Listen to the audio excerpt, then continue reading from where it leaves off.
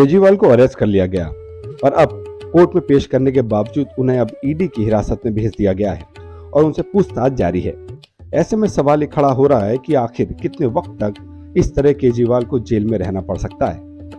दिल्ली के मुख्यमंत्री जेल चले गए हैं और ऐसा शायद पहली बार हुआ है जब ईडी ने किसी मुख्यमंत्री को इस तरह से अरेस्ट किया है और अब कोर्ट में पेश किया गया और उनकी रिमांड ले ली है। दरअसल केजरीवाल को ईडी ने prevention of money laundering act के तहत अरेस्ट किया है। आखिर हम ये पहले समझ लें कि PMLA prevention of money laundering act यानी कि धन शोधन निवारण अधिनियम है क्या, तो हम इससे अंदाजा लगा पाएंगे कि केजरीवाल की जेल यात्रा कितनी लंबी हो सकती है। सबसे पहले समझते हैं कि आखिर ये कानून दरअसल क्या है। अलग अलग तरह से अपराध होते हैं, उनमें से आर्थिक अपराध भी है।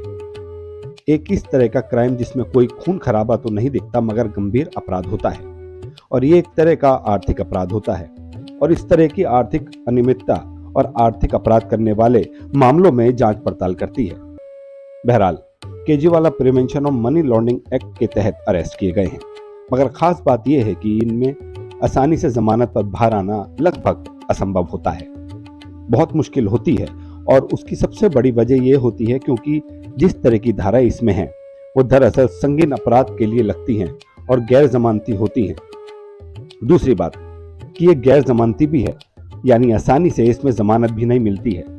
Prevention of money laundering act की धारा 45(2) सख्त शर्तें हैं, जिसकी वजह से माना जा रहा है कि अगर ईडी ने अरेस्ट कर लिया, कार्रवाई आगे बढ़ाई, तो उसके शिकंजे से बचना, जमानत पर जल्दी रिहा हो जाना बहुत मुश्किल होता है।